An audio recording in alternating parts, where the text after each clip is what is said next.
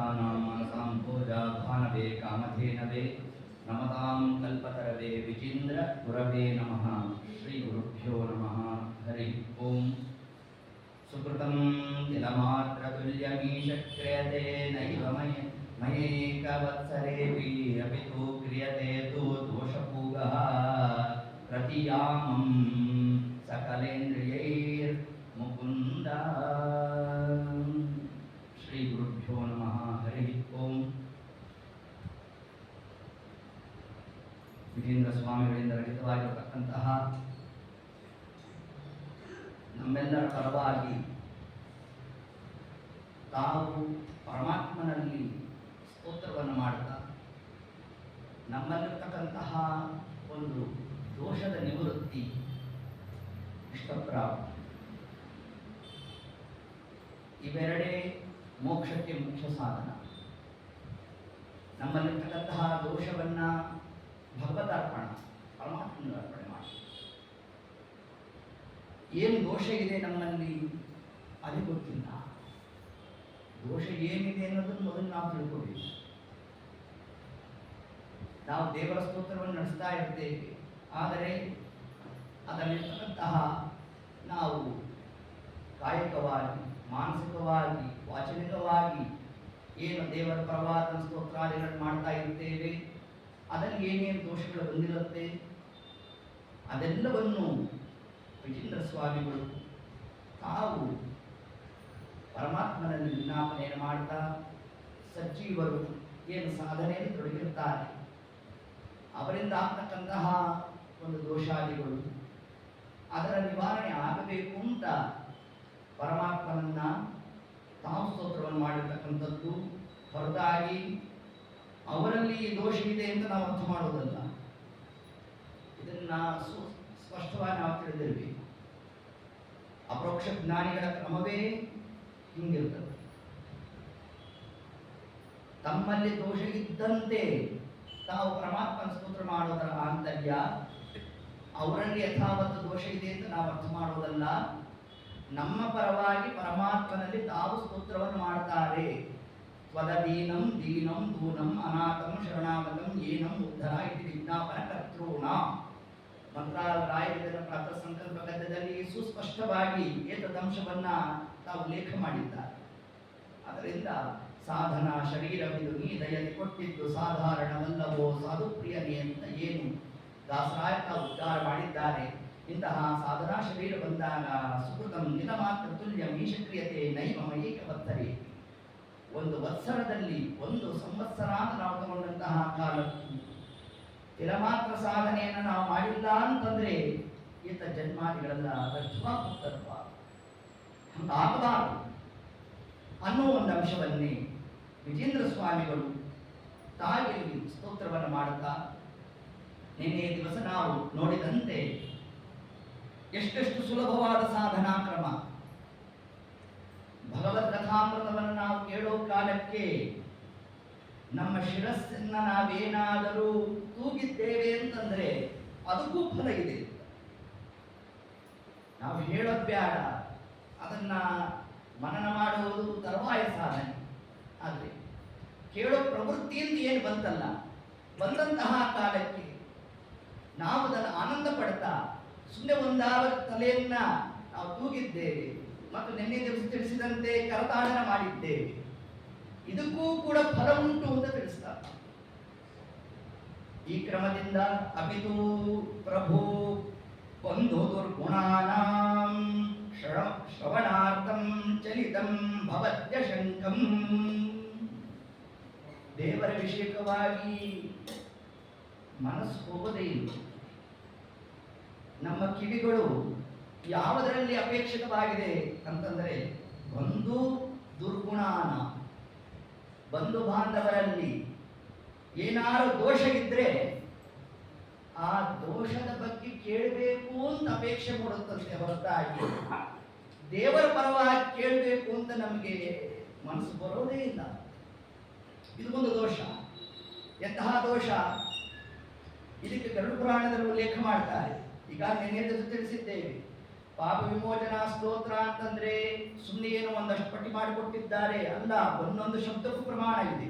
ಭಾಗವತ, ಗರುಡ ಪುರಾಣ, ಮಹಾಭಾರತ, ಶ್ರೀಮದ್ ಆಚಾರ್ಯರ ದ್ವಾದಶ ಸ್ತೋತ್ರ, ಕೃಷ್ಣಾಮೃತ ಮಹಾರಾಣ, ಇದೆಲ್ಲವನ್ನು ಒಟ್ಟಾರೆ ಸೇರಿಸಿ ರಚನೆ ಮಾಡಿರ್ತಕ್ಕಂತಹ ಸ್ತೋತ್ರವೇ ಪಾಪ ವಿಮೋಚನಾ ಸ್ತೋತ್ರ ಅಂತ ತಿಳಿಸಿದ್ದಾರೆ.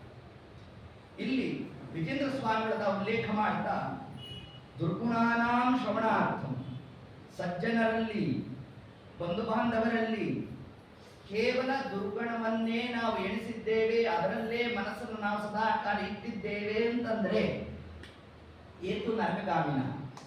ಗರುಡ ಪುರಾಣ ಒಂದು ಮಾತು ತಿಳಿಸುತ್ತದೆ, ದೋಷಗ್ರಾಹಿ ಗುಣ ಅಶ್ಲಾಘಿ, ಇದೊಂದು ದೋಷ ಅಂತ ತಿಳಿಸಿದ್ದಾರೆ. ಒಬ್ಬ ವ್ಯಕ್ತಿಯನ್ನು ನಾವು ತಗೊಂಡಾಗ ಅವನಲ್ಲಿ ಕೇವಲ ದೋಷವನ್ನೇ ನಾವು ಹೇಳುತ್ತಾ ಅವನಲ್ಲಿರ್ತಕ್ಕಂತಹ ಸದ್ಗುಣವನ್ನ ನಾವೇನಾದರೂ ಅದನ್ನ ನಾವು ಹೇಳಿಲ್ಲ ಅಂತಂದ್ರೆ ನರಕಪ್ರಾಪ್ತಿ. ಇದು ಗುಣಮಾತ್ಸರ್ಯ ಅಂತ ತರಿಸ್ಕೊಳ್ಳೋಕೆ ಎಂದು ತಿಳಿಸಿದ್ದಾರೆ. ಗುಣಮಾತ್ಸರ್ಯ ಇದ್ರೆ ಯಾವುದಕ್ಕೆ ಅಧಿಕಾರ ಇಲ್ಲ. ಶ್ರೀಮದ್ ಭಾಗವತ ಗ್ರಂಥಕ್ಕೆ ಪ್ರವೇಶ ಮಾಡಲಿಕ್ಕೆ ಅಧಿಕಾರನೇ ಬರೋಲ್ಲ.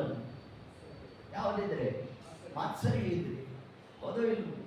ಅಧಿಕಾರಿ ವರ್ಗವನ್ನ ವ್ಯಾಸರು ತಾವು ಹೇಳಬೇಕಾದ್ರೆ ಏನ್ ತಿಳಿಸು, ನಿರ್ಮತ್ಸರಾಣಂ ಸತಾಂ ಇದು ತಿಳಿಸಿದ್ದಾರೆ. ಯಾರು ಮಾತ್ಸರ್ಯ ರಹಿತರೋ ಅಂತವರು ಭಾಗವತ ಗ್ರಂಥ ಶ್ರವಣ ಮಾಡಲಿಕ್ಕೆ ಅಧಿಕಾರಿಗಳು ಎಂದು ತಿಳಿಸಿದ್ದಾರೆ. ಹೀಗಿರಬೇಕಾದರೆ ನಾವೇನೋ ಬಂಧು ಬಾಂಧವರಲ್ಲಿ ಅವರಲ್ಲಿ ಕೇವಲ ದೋಷವನ್ನು ಹೆಕ್ತಾ ಇದರಲ್ಲೇ ಚರಿತಂ ಭವ್ಯತ್ತ ಶಂಕರ, ಹೀಗೆ ನಾವೇನಾದ್ರು ಪ್ರವೃತ್ತ ಮಾಡಿತ್ತು ಅಂತಂದರೆ ಅನ್ಯರಲ್ಲಿ ದೋಷವನ್ನ ಎಣಿಸುವುದು, ಅನ್ಯರಲ್ಲಿ ಇರ್ತಕ್ಕಂಥ ದೋಷವನ್ನ ಹೇಳುವುದು ಎಷ್ಟು ಮಹತ್ತರವಾದ ದೋಷ ಅಂತಂದರೆ ಅದರ ಒಂದು ಭಾಗದ ಪಾಪ ನಮಗೆ ಬಂದಿರುತ್ತದೆ. ಶಾಸ್ತ್ರ ತಿಳಿಸುತ್ತಿದೆ, ಸರ್ವಥಾ ಅಂತಹ ಕ್ರಿಯಾದಿಗಳನ್ನು ನಾವು ಮಾಡಬಾರದು ಅಂತ ತಿಳಿಸ್ತಾರೆ. ಈ ಹಿಂದೆ ಕೂಡ ಒಂದಾವತಿ ತಿಳಿಸಿದ್ವಿ ಎಂದು ತೋರುತ್ತೆ. ಇದು ಉಪನಿಷತ್ತಿನಲ್ಲೂ ಕೂಡ ಬರ್ತಕ್ಕಂತಹ ಒಂದು ಮಾತು. ಒಬ್ಬ ರಾಜರ್ಷಿ ತಾನು ವನಭೋಜನ ಮಾಡಿಸಬೇಕು ಅಂತ ಸಂಕಲ್ಪ, ಆ ಜನ್ಮ ಪರ್ಯಂತರವಾಗಿ ಸ್ವಯಂ ತಾನೇ ಬಂದಿರತಕ್ಕಂತಹ ಬ್ರಾಹ್ಮಣರಿಗೆ ಬಡಿಸ್ತಾ ಇದ್ದ. ಹೀಗೊಂದು ಸಂಕಲ್ಪ, ನದಿ ತೀರದಲ್ಲಿ ಭೋಜನ,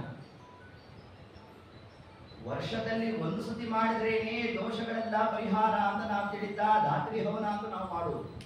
ಹೌದು, ವನಭೋಜನನೇ. ಹಿಂಗಿರಬೇಕಾದರೆ ಆ ಜನ್ಮ ಪರ್ಯಂತರವಾಗಿ ಆ ಒಂದು ಸಂಕಲ್ಪವನ್ನು ಹಿಡಿದಿದ್ದ.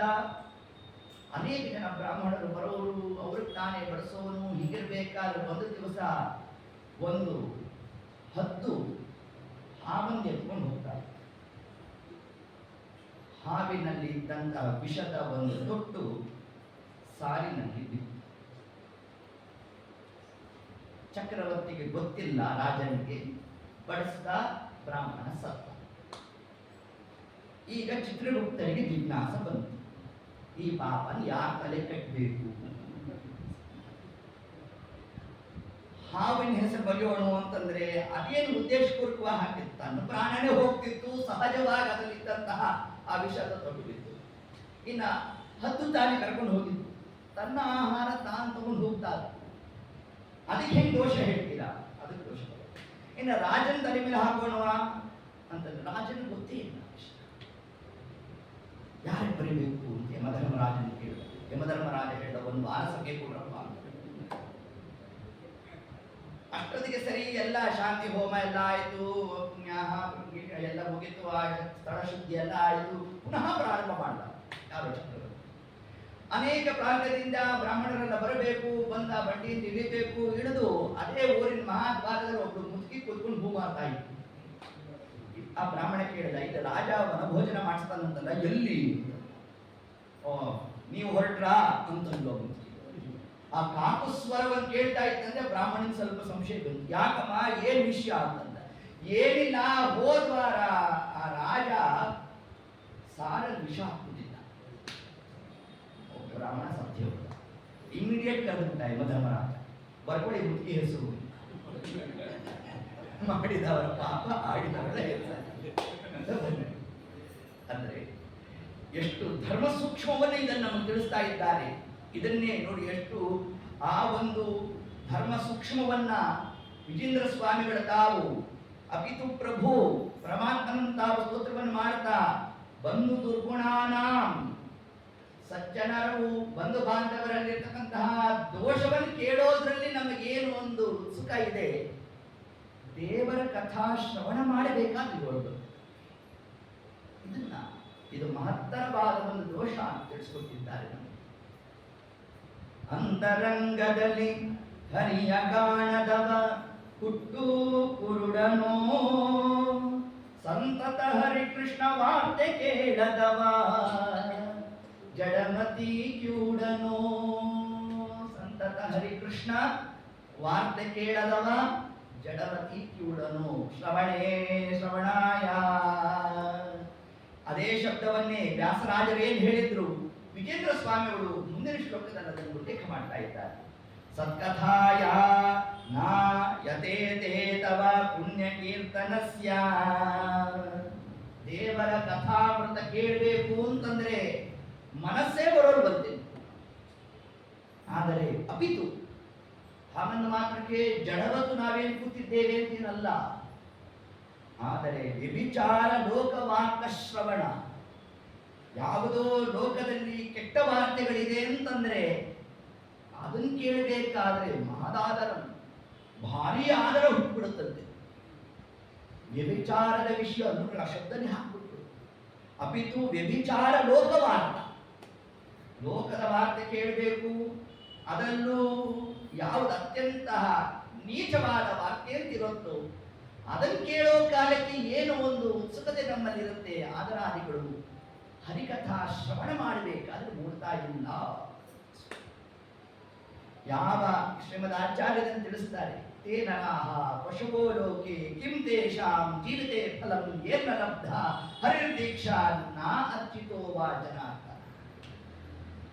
ಬದುಕಿದ್ದಕ್ಕೆ ಏನು ಸಾರ್ಥಕ್ಯ ಆಯಿತು ಅಂತಾರೆ ಆಚಾರ್ಯ ಕೃಷ್ಣಾಮೃತ ಮಹಾರಾಜರಲ್ಲಿ. ಪಶುವೋ ಲೋಕೆ, ಪಶುಗಳ ಅಂತ ಪ್ರಶ್ನೆ ಮಾಡ್ತಾ ಇದ್ದಾರೆ. ಕಿಂ ತೇಷಾಂ ಜೀವಿತೆ ಫಲಂ ಏನ ಲಬ್ಧ, ಯಾವುದು ಮನುಷ್ಯ ಜನ್ಮ ಬಂದು ಹೋಗಿದ್ವು, ಇದು ಬಂದಾಗಲೂ ಕೂಡ ನಾ ಅರ್ಚಿತೋ ವಾ ಜನಾರ್ದನ, ಪರಮಾತ್ಮನ ಪೂಜೆ ಮಾಡಿಲ್ಲ, ಅವನ ಒಂದು ಆ ಕಥಾಮೃತವನ್ನು ನಾವು ಶ್ರವಣ ಮಾಡಿಲ್ಲ ಅಂತಂದ್ರೆ ಇದರಿಂದಾಗಿ ಮಹತ್ತರವಾದ ದೋಷಾದಿಗಳು ಬಂದು ಹೋಗ್ತದೆ ತಿಳಿಸಿದ್ದಾರೆ. ಪ್ರಯತ್ನ ಪೂರ್ವಕವಾದರೂ ದೇವರ ನಾಮ ಸ್ಮರಣೆ ಮಾಡಬೇಕು. ಯತತೋಪಿ ಹರೇ ಪದ ಸಂಸ್ಮರಣೆ, ಇದನ್ನೇ ತಿಳಿಸಿದ ಆಚಾರ್ಯ. ಯತತಃ, ಯತತೋಪಿ ಅಂದ್ರೆ ಏನು? ಯತತಃ ಪ್ರಯತ್ನ ಮಾಡ್ರಿ ಎಂದು ಆಚಾರ್ಯ. ಪ್ರಯತ್ನ ಪೂರ್ವಕವಾಗಿ ಒಂದಾವರ್ತಿ ಆದರೂ ನಾವು ಹರಿನಾಮ ಸ್ಮರಣೆ ಮಾಡಿದ್ದೇವೆ ಅಂತಂದ್ರೆ ಸಕಲಂ ಸಮಸ್ತವಾದ ಅಘ ಪಾಪಗಳು ಲಯಂ ನಾಶ ಆಗುತ್ತೆ. ಯಾವಾಗ ನಾಶ ಆಗುತ್ತೆ? ಇವತ್ತು ನಾನೆಲ್ಲಿ ಕೂತ್ಕೊಂಡು ಮುಂದೆ ಇದೇ ಶಬ್ದವನ್ನೇ ವಿಜೇಂದ್ರ ಸ್ವಾಮಿಗಳು ಮಾಡ್ತಾರೆ. ನೃಹರೇ ಅಚ್ಯುತ ಮಾಧವ ಈಶ ದಾಮೋದರ ಕೃಷ್ಣೇತಿ, ಹೀಗೆ ಕೂಗ್ತಾ ಇರ್ಬೇಕಂತೆ. ಪರಮಾತ್ಮ ನಾಮಸ್ಮರಣೆಯನ್ನ ನೃಹರೇ ನರಸಿಂಹದೇವ ಸ್ಮರಣೆ ಮಾಡಿ ಅಂತ. ಯಾವಾಗ ನೃಹರೇ ನರಸಿಂಹದೇವ ಸ್ಮರಣೆ ಮಾಡ್ತು ಅಂತಂದ್ರೆ ಫಲ ಏನು? ಮೊದಲಿಗೆ ತಗೊಂಡಂತಹ ರೂಪ ಯಾವುದು? ನೃಹರೇ ಅಂತಂದು ಯಾರು? ವಿಜೇಂದ್ರ ಸ್ವಾಮಿ. ಕಾರಣ ಮನಸ್ಸಿನಲ್ಲಿ ಅಂಧಕಾರ ಕೂತಿದೆ. ಶ್ರೀಮದ್ ಆಚಾರ್ಯರು ಮೇಲಿಂದ ಮೇಲೆ ಪರಮಾತ್ಮನ ಯಾವ ರೂಪದ ಚಿಂತನೆ ಮಾಡಿದ್ದಾರೆ? ನರಸಿಂಹಾವತಾರ. ಸಮಗ್ರ ವಾಯುಸ್ತುತಿಯನ್ನ ರಚನೆ ಮಾಡಿಕೊಟ್ಟಾಗ ಆಚಾರ್ಯರು ನರಸಿಂಹದೇವರನ್ನೇ ಕರೆದು ಮೊದಲನೇ ಶಬ್ದವೇ ಏನ್ ತಿಳಿಸಿದ್ದಾರೆ? ಪಾಂತು ಅಸ್ಮಾನ್, ಅಸ್ಮಾನ್ ನಮ್ಮನ್ನು, ಪಾಂತು ರಕ್ಷಣೆ ಮಾಡುವ ರೂಪ ಅಂದ್ರೆ ಯಾವುದು? ನರಸಿಂಹ ರೂಪ. ಉಳಿದಂತ ರೂಪ ಮಾಡೋಲ್ಲ ಅಂತಲ್ಲ, ಈ ರೂಪದಿಂದ ವಿಶಿಷ್ಟವಾದ ಕಾರ್ಯದ ಅಭಿವ್ಯಕ್ತಿ ಯಾವುದು ಅಂತಂದರೆ ನಮ್ಮಲ್ಲಿರ್ತಕ್ಕಂತಹ ಅಂಧಕಾರತ್ವವನ್ನು ಪರಿಹಾರ ಮಾಡಿ ತತ್ವಜ್ಞಾನವನ್ನು ಕೊಡ್ತಕ್ಕಂತಹ ಭಗವದ್ ರೂಪ ಅದು ನರಸಿಂಹ ರೂಪ. ಮೇಲಿಂದ ಮೇಲೆ ಆಚಾರ್ಯರು ಇದೇ ವಿಶೇಷಣವನ್ನು ಹಾಕ್ತಾರೆ. ಇದೊಂದು ವಿಶೇಷ. ಎಲ್ಲಿ ಸ್ತೋತ್ರ ಮಾಡಿದ್ರು ವಿಶೇಷಣ ಬಂದಿ ಆಚಾರ. ಪ್ರಧ್ವಸ್ತ ಧ್ವಾಂತ ಶಾಂತ. ಹೌದಾ? ನರಸಿಂಹೋ ಅಖಿಲ ಅಜ್ಞಾನ ಮತ ಧ್ವಾಂತ. ಅಲ್ಲೂ ಧ್ವಾಂತ ಶಾಂತ. ಎಲ್ಲಿ ನಖಸ್ತುತಿಯಲ್ಲಿ ಹೇಳಬೇಕಾದ್ರೆ ಇದನ್ನೇ ಪ್ರಕರಣ ಗ್ರಂಥದಲ್ಲಿ ಮಾಯಾವಾದ ಮತಖಂಡನ ಆ ಗ್ರಂಥದ ಮೊದಲನೇ ಶ್ಲೋಕದಲ್ಲಿ ಆಚಾರ್ಯ ಉಲ್ಲೇಖ ಮಾಡಬೇಕಾದರೆ ನರಸಿಂಹ ಅಖಿಲ ಅಜ್ಞಾನ ಮತ ಧ್ವಾಂತ ಏನು ಸಮಗ್ರವಾಗಿ ಬ್ರಹ್ಮೈಕ್ಯ ಚಿಂತನೆಯನ್ನು ಮಾಡ್ತಕ್ಕಂತಹ ಮತಗಳು ಏನಿದೆ ಅವೆಲ್ಲವೂ ಕೂಡ ಧ್ವಾಂತ ಕತ್ತಲು ಅಂದ್ರು ಆಚಾರ್ಯ. ಅಂತಹ ಕತ್ತಲು ನಮ್ಮಿಂದ ಹೋಗಬೇಕು ಅಂತಂದ್ರೆ ದಿವಾಕರ ಸೂರ್ಯನಂತೆ ಇರತಕ್ಕಂಥವ ಯಾರು? ಅದು ನರಸಿಂಹದೇವರು. ಇಡೀ ನರಸಿಂಹ ರೂಪದ ಚಿಂತನ ಹೇಳಲೇ ಇಲ್ಲ ಆಚಾರ. ಪ್ರತತ ಸುನಖರ ಪರಮಾತ್ಮನ ನಖಗಳ ಚಿಂತನೆ ಮಾಡಿ ಅಂತ ತಿಳಿಸ್ಕೊಟ್ಟಿದ್ದಾರೆ. ಯಾಕೆ ನರಸಿಂಹದೇವರ ನಖದ ಚಿಂತನೆ ಕೊಟ್ಟರು ಆಚಾರ್ಯರು? ಇದಕ್ಕೊಂದು ಔಚಿತ್ಯಪೂರ್ಣವಾದಂತಹ ಒಂದು ಅಂಶ ಇದೆ. ನಾವು ದೇಹತ್ಯಾಗ ಮಾಡುವ ಕಾಲಕ್ಕೆ ಪ್ರಾಣಗಳು ಇನ್ನೇನು ಪ್ರಾಣ ಹೋಗ್ತಕ್ಕಂತಹ ಕಾಲ ಬಂದಾಗ ಪಾಪಿಷ್ಟ ಜೀವರಾಶಿಗಳೇ ಪ್ರಾಣೋತ್ಕ್ರಮಣ ಹೇಗೆ ಅದನ್ನು ಉಲ್ಲೇಖ ಮಾಡಲಾಗಿದೆ. ಎಲ್ಲಿ ಗರುಡ ಪುರಾಣದಲ್ಲಿ ತಿಳಿಸ್ತಾರೆ ಈ ಮಾತು. ಅದಕ್ಕೂ ಶ್ರೀಮದಾಚಾರ್ಯರು ತಿಳಿಸಿರ್ತಕ್ಕಂಥದ್ದಕ್ಕೂ ಅವಿನಾಭಾವ ಸಂಬಂಧ. ಒಂದೊಂದು ಪ್ರಸಿದ್ಧವಾದಂತಹ ಯುಕ್ತಿ ನಮಗೆ ಸಂತತಂ ಚಿಂತೆಯೇನಂತಂ ಅಂತಕಾಲೇ ವಿಶೇಷತಃ.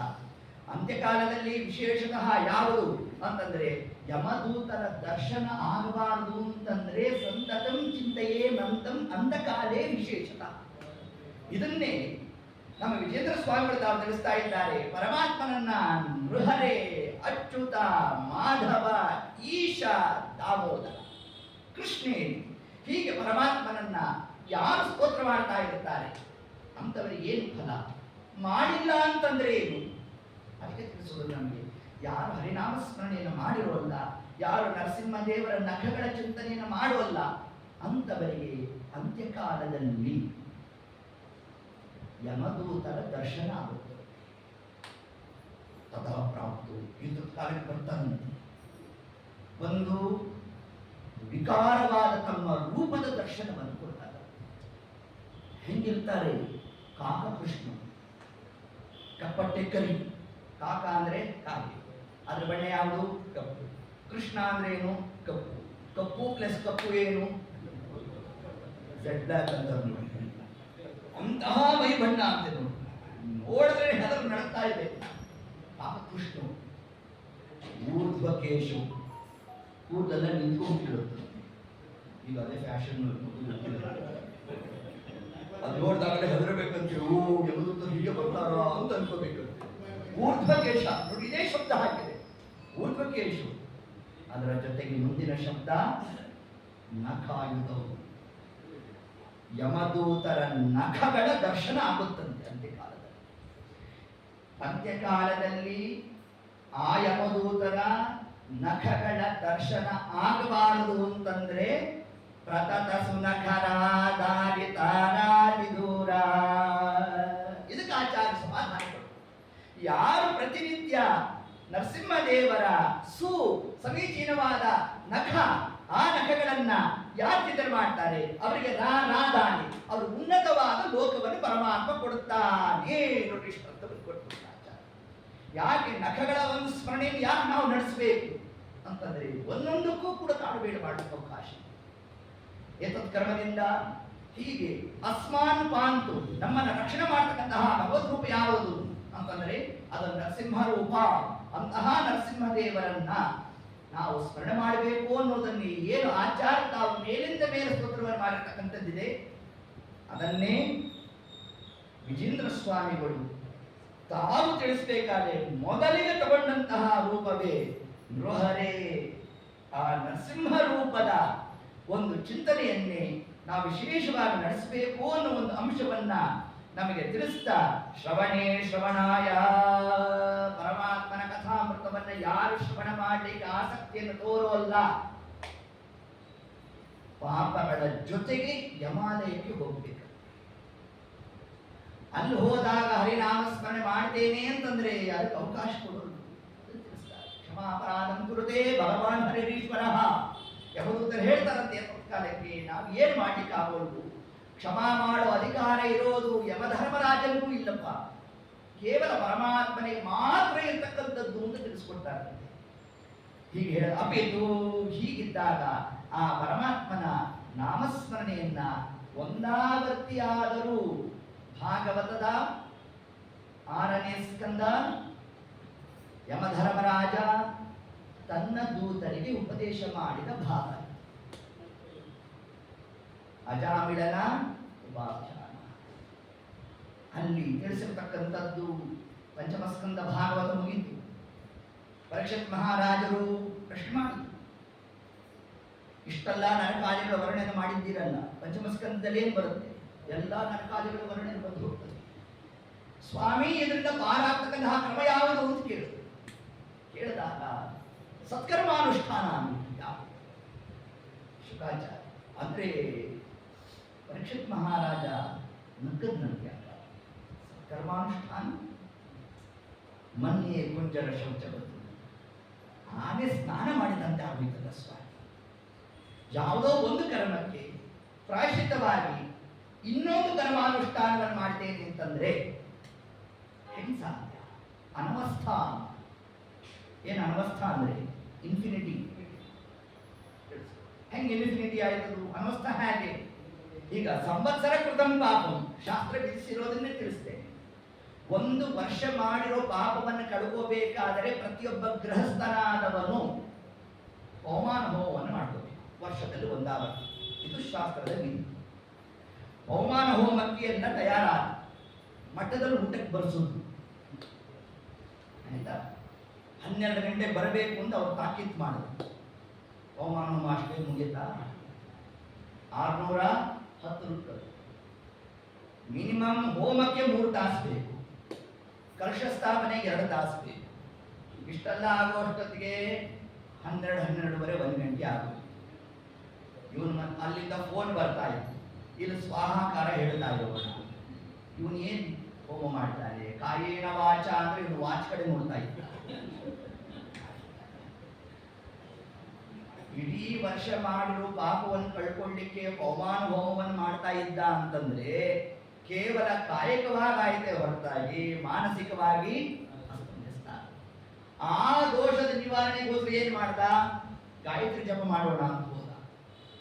ಆ ಗಾಯತ್ರಿ ಜಪ ಮಾಡ್ಲಿಕ್ಕೆ ಬರುತ್ತೆ? ನಮಗೆ ಬರೋದೇ ಇಲ್ಲ. ಹೋದ ಹೇಳ ಕೊನೆಗೆ ಒಂದು ಫುಲ್ ಸ್ಟಾಪ್ ಇಟ್ಬಿಡ್ತೀವಿ. ನಾರಾಯಣಾಯ ಮುಗಿಸ್ಬಿಟ್ಟು ಅಲ್ಲ, 3 ಕಡೆ ನಿಲ್ಲಿಸ್ಬೇಕು. ಅಲ್ಲಿ ದೋಷ ಬಂತು.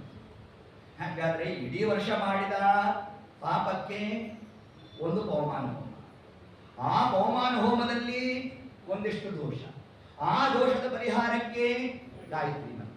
ಆ ಗಾಯತ್ರಿ ಮಂತ್ರ ಮಾಡಬೇಕಾದ್ರೂ ಏನಾಗೋಯ್ತು? ದೋಷ. ಹಾಗಾದರೆ ಮಾಡಿರೋ ಪಾಪಕ್ಕೆ ಸತ್ಕರ್ಮಾನುಷ್ಠಾನ ಹೇಗೆ ಪರಿಹಾರ ಆದೀತು ಅಂತ ಪ್ರಶ್ನೆ. ಈ ಪ್ರಶ್ನೆಗೆ ಶುಕಾಚಾರ್ಯ ಕೊಟ್ಟಂತಹ ಉತ್ತರವೇ ಬ್ರಹ್ಮಾನೂಚು ನಾಮ ಗೃಣಂತಿ ಏತೆ ಅಂತ ತಿಳಿಸಿದ್ರು. ಪರೀಕ್ಷಿತ್ ಮಹಾರಾಜ ಏನ್ ಪ್ರಶ್ನೆ ಮಾಡಿದಿಲ್ಲಪ್ಪ? ಉತ್ಕೃಷ್ಟವಾದ ಪ್ರಶ್ನೆ. ನೋಡು, ಕೇವಲ ಕರ್ಮಾನುಷ್ಠಾನದಿಂದಲೇ ಮಾಡಿರ್ತಕ್ಕಂತಹ ಎಲ್ಲಾ ಪಾಪಗಳು ಭಸ್ಮಾಗ್ತದೆ ಅಂತ ನಾ ಹೇಳ್ತಿಲ್ವು. ಯಾವುದೇ ಕರ್ಮವನ್ನು ಮಾಡಿದಾಗಲೂ ಕೂಡ ಅದು ಹರಿನಾಮ ಸ್ಮರಣೆಯಲ್ಲಿ ಸಮನ್ವಯ ಆಗಲಿಲ್ಲ ಅಂತಂದ್ರೆ ಅದು ದೋಷಕ್ಕೆ ಕಾರಣ. ಆದ್ರಿಂದ ಇಡೀ ಆ ಎಲ್ಲ ಮಾಡಿದಂತಹ ಕಾರ್ಯ ಅದರಲ್ಲಿ ಏನು ದೋಷ ಇರಲಿ, ಗುಣ ಇರಲಿ, ಅದೆಲ್ಲ ಪರಮಾತ್ಮ ಪರಿಹಾರ ಮಾಡ್ತಾ ನಮಗೆ ಉನ್ನತವಾದ ಫಲಪ್ರಾಪ್ತಿ ಆಗಬೇಕು ಅಂತಂದ್ರೆ ಭಗವತ್ ಅರ್ಪಣಾ ಭಾವದಿಂದ ಮಾಡಬೇಕು. ಬ್ರಹ್ಮ ನೋಚು ನಾಮ ಗೃಣಂತಿಯೇ, ಎಲ್ಲವೂ ತಗೊಂಡು ಹೋಗಿ ಪರಮಾತ್ಮನ ನಾಮದಲ್ಲಿ ನಾವು ಅದನ್ನು ಸಮಾಪ್ತಿ ಮಾಡಿ. ಹಾಗೆ ಮಾಡಿದಾಗ ಮಾತ್ರ ಅದನ್ನೇ ವಿಜೇಂದ್ರ ಸ್ವಾಮಿಗಳು ತಿಳಿಸ್ತಾ ಇದ್ದಾರೆ. ನಾವೊಂದು ಕರ್ಮವನ್ನು ಮಾಡ್ತಾ ಇದ್ದೇವೆ, ಆ ಕರ್ಮದಲ್ಲಿ ದೋಷ ಪರಿಹಾರ ಆಗಬೇಕು ಅಂತಂದ್ರೆ ಹರಿನಾಮ ಸ್ಮರಣೆಯಿಂದ ಮಾತ್ರ. ಎಷ್ಟು ಫಲ ಇದೆ ಹರಿನಾಮ ಸ್ಮರಣೆಗೆ ಅಂತಂದ್ರೆ ಈಗಾಗಲೇ ನಾವು ಹೇಳಿದಂತೆ ಆಶು ಲಯಂ ವ್ರಜತಿ, ತತ್ಕಾಲದಲ್ಲೇ ಭಸ್ಮ ಹೋಗುತ್ತಂತೆ. ಎಷ್ಟು ಮಹತ್ವಪೂರ್ಣವಾದ ಅಂಶ ಇದೆ ಇದನ್ನೇ ಮುಂದೆ ನಮಗೆ ತಿಳಿಸ್ತಾ, ಮುಖಂ ಮುಖಾಂ ಸ್ತವಾಭಿ ಔಘಾನ್, ವಿಜೇಂದ್ರ ಸ್ವಾಮಿಗಳು ತಿಳಿಸುವುದು ಪರಮಾತ್ಮನ ನಾಮಗಳನ್ನ ಯಾರು ಉಚ್ಚಾರ ಮಾಡಲಿಕ್ಕೆ ಅಪೇಕ್ಷೆ ಮಾಡ್ತಾ ಇಲ್ಲ, ಪ್ರಯತ್ನ ಪಡ್ತಾ ಇಲ್ಲ, ಇಂಥವರಿಗೆ ಯಾವ ಕರ್ಮವನ್ನು ಮಾಡಿದ್ರೂ ಕೂಡ ಪಾಪದಿಂದ ಮುಕ್ತಿ ಸಿಗೋಲ್ಲ. ಮಾಡತಕ್ಕಂತಹ ಪ್ರತಿಯೊಂದು ಕ್ರಿಯೆಗಳಲ್ಲೂ ಭಗವತ್ ಅರ್ಪಣಾ ಭಾವ ಇರಬೇಕು, ಪರಮಾತ್ಮನ ಸ್ಮರಣೆ ಇರಬೇಕು. ಭೀಮಸೇನ ದೇವರು ತಾವು ಹೇಗೆ ಕಾರ್ಯವನ್ನು ಪ್ರವೃತ್ತ ಮಾಡ್ತಾ ಇದ್ರು, ಎಲ್ಲ ಕಾರ್ಯ ಮುಗಿದ ಮೇಲೆ ಮನೆ ಕೃಷ್ಣಾರ್ಪಣೆ ಹೇಳೋದು ಅದಲ್ಲ ಇದರ ತಾತ್ಪರ್ಯ. ಮಾಡುವ ಪೂರ್ವದಲ್ಲಿ ಸಂಕಲ್ಪ ಇರಬೇಕು. ಸಂಕಲ್ಪದಲ್ಲಿ ಏನಿರಬೇಕು? ಸ್ವಾಮಿ ನೀನ್ ನಿಂತು ಮಾಡಿಸು ಅಂತ ನಾವು ಕೇಳಬೇಕು ಪರಮಾತ್ಮ. ಸಮರ್ಪ್ಯ ಕೃತ್ಯಾನಿ ಕೃತೀಕೃತಾನಿ ವ್ಯಾಸಾಯ ಭೂಮ್ನೆ ಸುಕೃತಾನಿ ತಾವತು ಕರಿಷ್ಯಮಾಣಾನಿ ಚ ತಸ್ಯ ಪೂಜಾ. ಸ್ವಾಮಿ ನಾನು ಏನೇ ಮಾಡ್ತೇನೆ ನಿನ್ನ ಪೂಜಾ ಇಷ್ಟು ಜ್ಞಾನ ಇದ್ದು ಕರಿಷ್ಯಮಾಣಾನಿ ಚ ತಸ್ಯ ಪೂಜಾ. ಕೃಷ್ಣ ನಿನ್ನ ಪೂಜೆ ನೋಡಿ, ಹೇಗೆ ಎದುರಾಳಿನ ಹಾಕಿ ಬಡಿಯೋದಾಗಿ ಬಡ್ಡಿ ಅನ್ನ ತಿನ್ನೋದಾಗಿ ಇದೆಲ್ಲವೂ ಸ್ವಾಮಿ ನಿನ್ನ ಪೂಜಾ ಅಲ್ರಿ. ಅನ್ನ ತಿನ್ನೋದು ಒಂದು ಪೂಜಾನ, ಉಂಡು ಉಣಿಸಿದ್ದೆಲ್ಲ ನಿನ್ನ ಯಜ್ಞ ಎಂಬ ಜ್ಞಾನ ಇರಬೇಕು. ಹೀಗಿತ್ತು ಅಂತಂದ್ರೆ ಅದೇ ಒಂದು ಯಜ್ಞಕ್ಕೆ ಸಾದೃಶ್ಯ ಅಂತ ತಿಳಿಸಿದ್ದಾರೆ.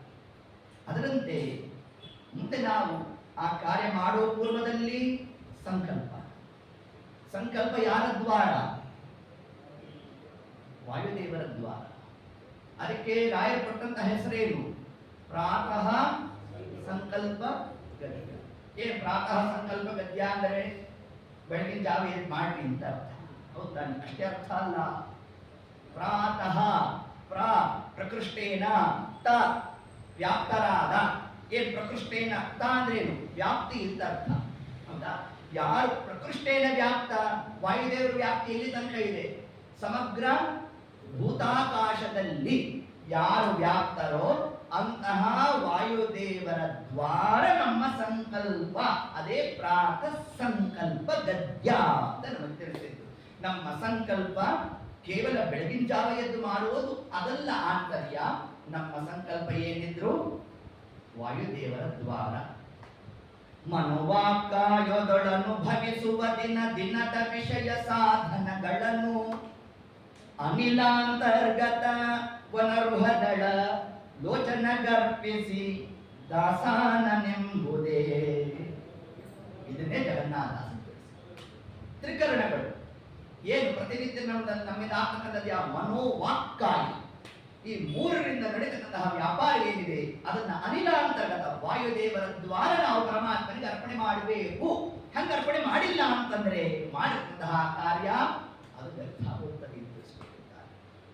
ಅದಕ್ಕೆ ಹರೇ, ಅಚ್ಯುತ, ಮಾಧವ, ಈಶ, ದಾಮೋದರ, ಕೃಷ್ಣೇ ಹೀಗೆ ಪರಮಾತ್ಮನ ನಾಮಗಳನ್ನ ಮೇಲಿಂದ ಮೇಲೆ ನಾವು ಉದ್ಧಾರ ಮಾಡ್ತಾ ಇರಬೇಕು ಅಂತ ತಿಳಿಸ್ಕೊಟ್ಟಿದ್ದಾರೆ. ಪರೀಕ್ಷಿತ್ ಮಹಾರಾಜ ಎಲ್ಲ ಭಾಗವತದ ಕಥಾ ಇದು. ಪರೀಕ್ಷಿತ್ ಮಹಾರಾಜ ಪ್ರಶ್ನೆ ಮಾಡುದು, ಯತ್ ಶ್ರೋತವ್ಯಂ ಯತ್ ಜಾಪ್ಯಂ ಯತ್ ಕರ್ತವ್ಯಂ ತನ್ನೇ ಕಥೆಯ. ಸ್ವಾಮಿ ಅದರ ಬಗ್ಗೆ ತಿಳಿಸ್ಕೊಟ್ಟು, ಸಾಧಕ ವರ್ಗ ಮರಣಶೀಲನಾದವನು ಯಾವ ಕಾರ್ಯವನ್ನು ಮಾಡಬೇಕು, ಯತ್ ಶ್ರೋತವ್ಯಂ ಯಾವುದನ್ನು ಶ್ರವಣ ಮಾಡಿರ್ಬೇಕು, ಯತ್ ಕರ್ತವ್ಯಂ ಯಾವ ಕಾರ್ಯವನ್ನು ಮಾಡಲೇಬೇಕು, ಯತ್ ಜಾಪ್ಯಂ ಯಾವ ಜಪವನ್ನು ಮಾಡಬೇಕು, ಯತ್ ಭಜನೀಯಂ ಭಜ ಅಂದ್ರೆ ಏನು, ಭಜ ಸೇವಾಯ ಯಾರ ಸೇವೆಯನ್ನು ಮಾಡಬೇಕು.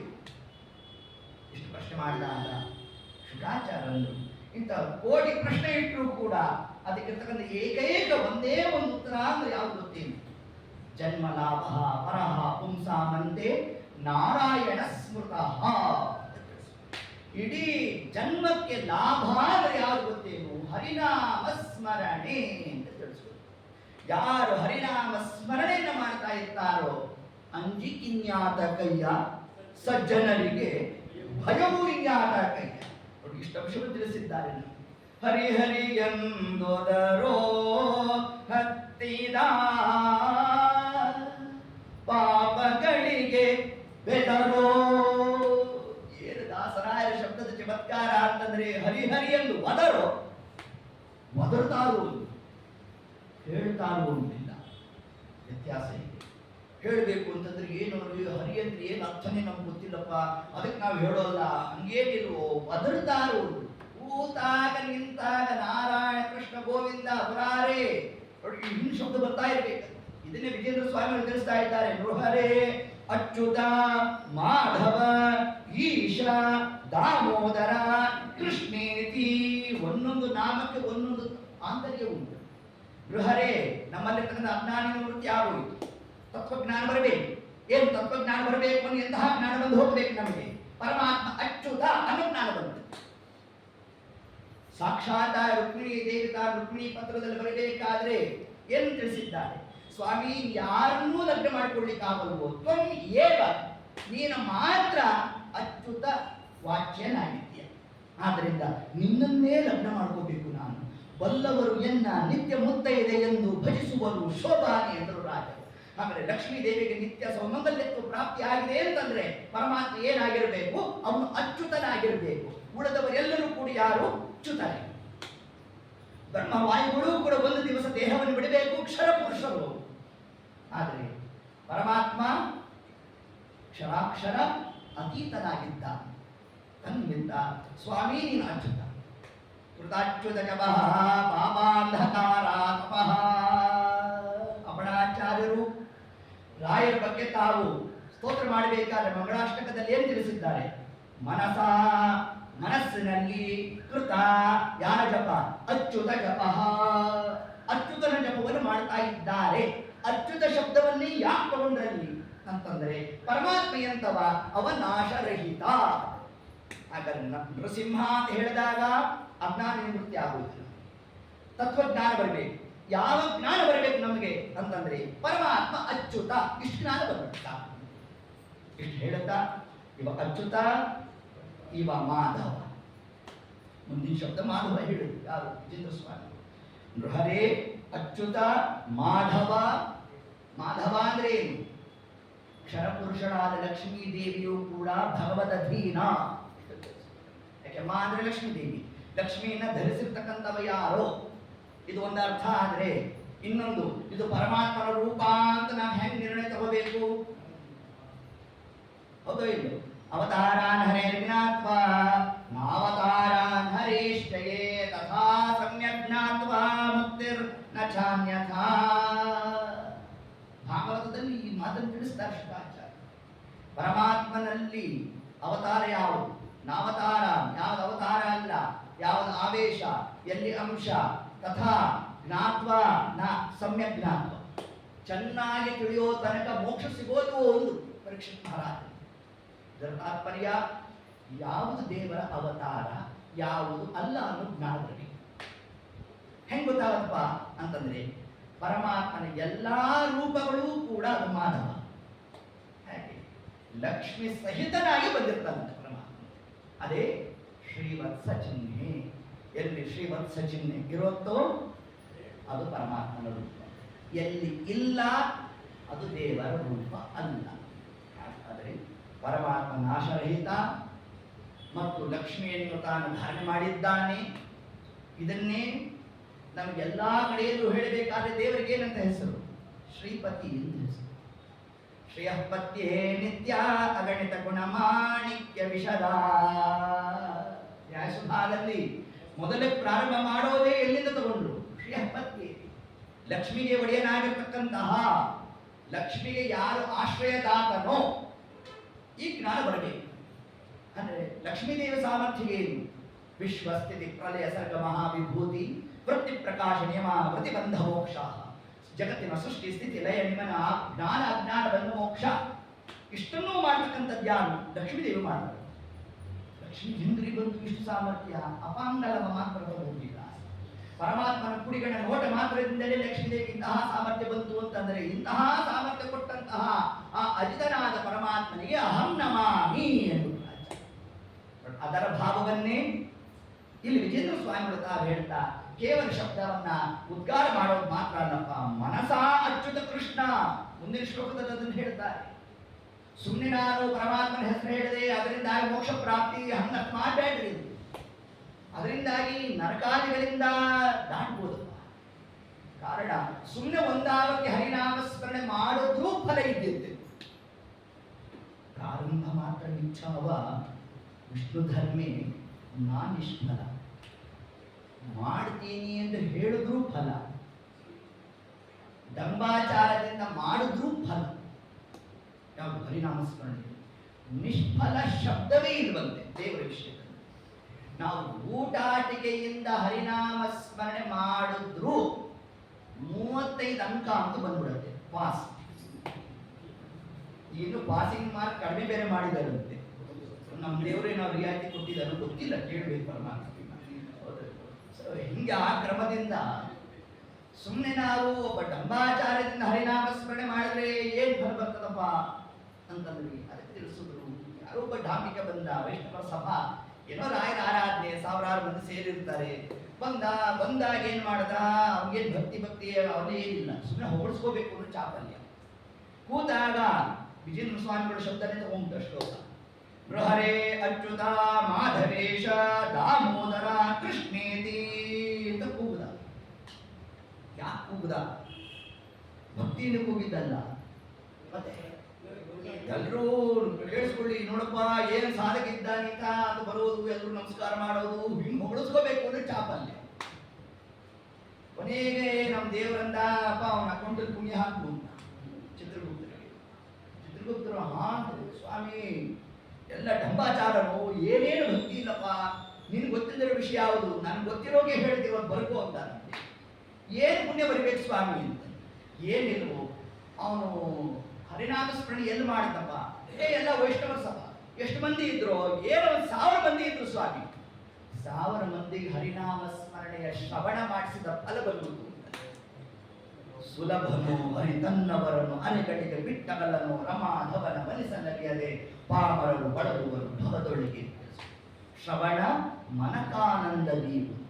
ಸುಮ್ಮನೆ ಒಂದಾವತ್ತೆ ಶ್ರವಣ ಮಾಡಿಸಿದ್ರೇನೆ ಫಲ ಬರುತ್ತದೆ. ಎಷ್ಟು ಪರಮಾತ್ಮ ತಾನು ಅನುಗ್ರಹವನ್ನು ಮಾಡಿದ್ದಾನೆ. ಅದನ್ನೇ ನಮ್ಮ ವಿಜೇಂದ್ರ ಸ್ವಾಮಿಗಳು ತಾವು ಹೇಳ್ತಾ ಇದ್ದಾರೆ. ಇಷ್ಟು ಪರಮಾತ್ಮ ವ್ಯವಸ್ಥೆ ಮಾಡಿಕೊಟ್ಟಿದ್ದಾಗ ಯಾರು ಆ ಪರಮಾತ್ಮ ನಾಮಸ್ಮರಣೆಯನ್ನ ಹಿಂಗೆ ಢಂಬಾಚಾರದಿಂದ ಮಾಡಿದ್ರು ಫಲ ಇದೆಯಪ್ಪ. ಅಷ್ಟೇ ಯಾಕು, ಯಾತನಾ ಶರೀರದಲ್ಲಿ ಅದ್ಯಾಪಿ ಅವಕಾಶ ಇಲ್ಲ. ಆದರೂ ಅಕಸ್ಮಾತ್ ದೇವರ ನಾಮಗಳು ಕಿವಿಗೆ ಬಿದ್ದರೆ ಉದ್ಧತರಾಗ್ತಾರಂತೆ.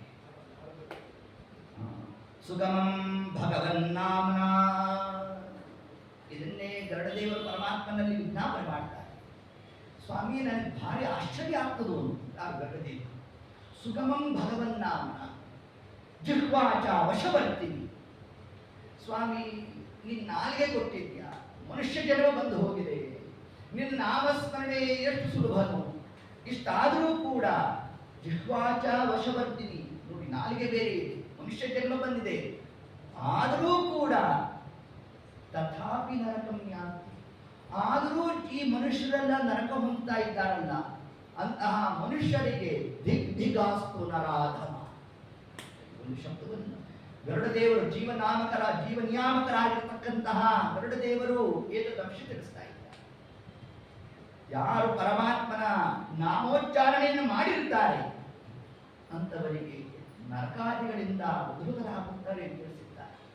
ಘೋರ ನರಕದಲ್ಲಿ ಬಿದ್ದ ಪಾರ ಜನರು ಚೀರುತ್ತಿರಲುದ್ಧಾರ ಮಾಡಿದ ನಾರದಾರಿವರು ಅವತಾರ ಮಾಡಿ ಮತ್ತೆ ಧಾರುಣಿಯೊಳು ಬಂದಾರು. ನಾರಾಯಣನೇ ಸರ್ವೋತ್ತಮನು ಎಂದು ಸಾರಿದಾರು. ಹೀಗೆಂದು ತಿಳಿಯಲು ಮಾರ ಜನಕ ವಿಜಯ ವಿಠಲ. ಆರಿಗಾದರೂ ನರಕಸ್ಥ ಜೀವರಾಶಿಗಳಾದರೂ ಕೊರೆವ ಕಾಣಿರೋ ವ್ಯಾಸರಾದೆ ಭಜಿಸಿರೋ ಗುರು ಪುರಂದರ ದಾಸರಾಯ. ಜಯರಾಯರು ಆ ವಿಶಿಷ್ಟವಾದಂತಹ ತಮ್ಮ ಸ್ವರೂಪೋದ್ಧಾರಕರಾಗಿರ್ತಕ್ಕಂತಹ ನಾರದಾಂಶರಾಗಿರ್ತಕ್ಕಂತಹ ಪುರಂದರದಾಸರನ್ನು ಸ್ತೋತ್ರ ಮಾಡಬೇಕಾದ್ರೆ ಅವರ ಮೂಲ ರೂಪದಲ್ಲಿ ಮಾಡಿರ್ತಕ್ಕಂತಹ ಒಂದು ಕಾರ್ಯ ಏನ್ ನರಕಾರ್ಯಗಳನ್ನೆಲ್ಲ ನಾವು ನೋಡ್ತಾ ಇದ್ವು. ಯಮಧರ್ಮರಾಜ ಹೇಳಿದ, ಸ್ವಾಮಿ ನರಕಾರ್ಯಗಳನ್ನು ತೋರಿಸ್ತೇನೆ, ಹರಿನಾಮಸ್ಮರಣೆ ಮಾಡಬಾರದು. ಯಾಕೆ? ಅವಕಾಶ ಇಲ್ಲ ಅಲ್ಲಿ. ಸರಿ, ಮಾಡೋಲ್ಲ. ಅದೊಂದು ಅಗ್ರಿಮೆಂಟ್ ಸಿಗ್ನೇಚರ್ ಆಗಿತ್ತು.